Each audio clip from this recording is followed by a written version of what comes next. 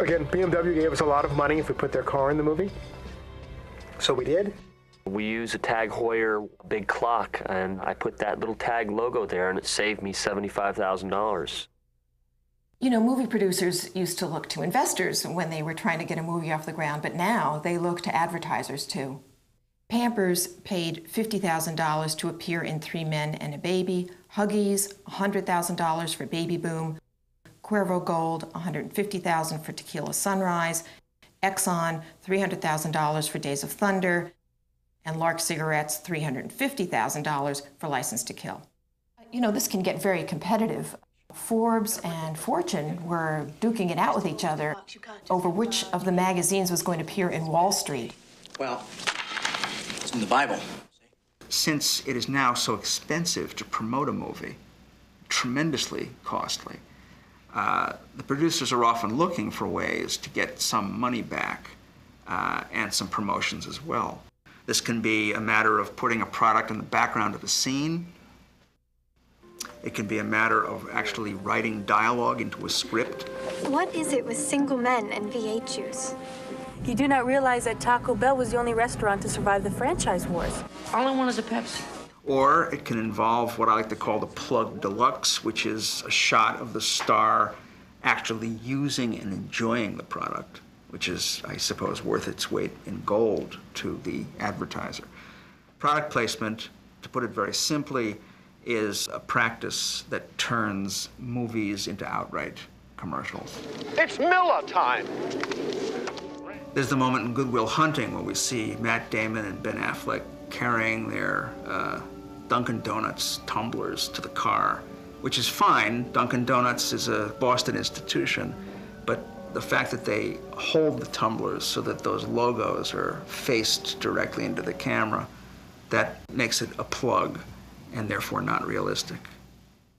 You've got a very good thriller called Internal Affairs. But all of a sudden, there are these logos staring at me like a couple of big eyes. And at that point, the movie just kind of stops for a second. Same thing happens in Summer of Sam. You've got all these guys sitting around in a diner drinking their Pepsis, and Spike Lee, the director of many a TV commercial, has the logos facing the camera. And there again, suddenly, that's what we see, that's what we notice. It upstages everybody. There's a particularly rich example of concentrated placement from the mid-'80s when Columbia Pictures was purchased by Coca-Cola. And they started writing whole scenes into movies that were about Coke. For example, there's the John Candy comedy, Who's Harry Crumb? Sherry? No proof, thank you. Really pointless, but striking as an example of utterly gratuitous product placement. Coke?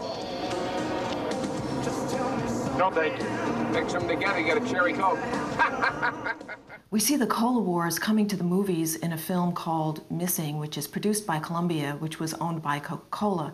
Missing was a film about an American student who was murdered, and in the film, we see repeatedly images of Pepsi and the Pepsi logo associated with the Pinochet regime and the soldiers and the bad guys, and Coca-Cola associated with the Americans, the good guys. A la vida. Olive. To life. We all know through the strategic placement of products that advertisers colonize space, all kinds of space. But we don't necessarily think about the way in which advertisers colonize time.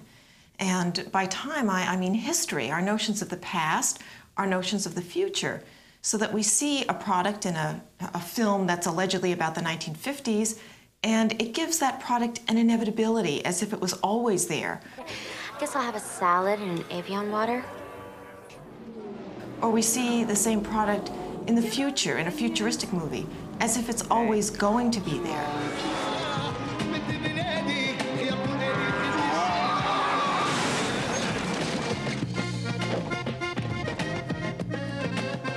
There is a kind of tradition of mocking product placement. Contractor, no. I will not bow to any sponsor. Interestingly enough, none of the advertisers are taking offense. Nobody's really hurt by this satire. It's toothless satire. You know, even in a film like The Truman Show, which has various spoof placements put throughout the film. Why don't you let me fix you some of this new Mococo drink? All natural cocoa beans from the upper slopes of Mountain Nicaragua, no artificial sweeteners. What the hell are you talking about? They kind of serve as a smokescreen because there actually is a paid placement in the film for a Ford Taurus. And so these spoof placements kind of take away from people's awareness that there are real placements in the film. The defenders of the practice say over and over and over again that it's more realistic to have products placed in the frame than not. There's a very big difference between a world of products that looks like the world we live in and the world of products that's based on placement. Placement is very, very unrealistic because it is a way for the products to look as glamorous, as heavenly as they do in a TV commercial. And that's not the way life is.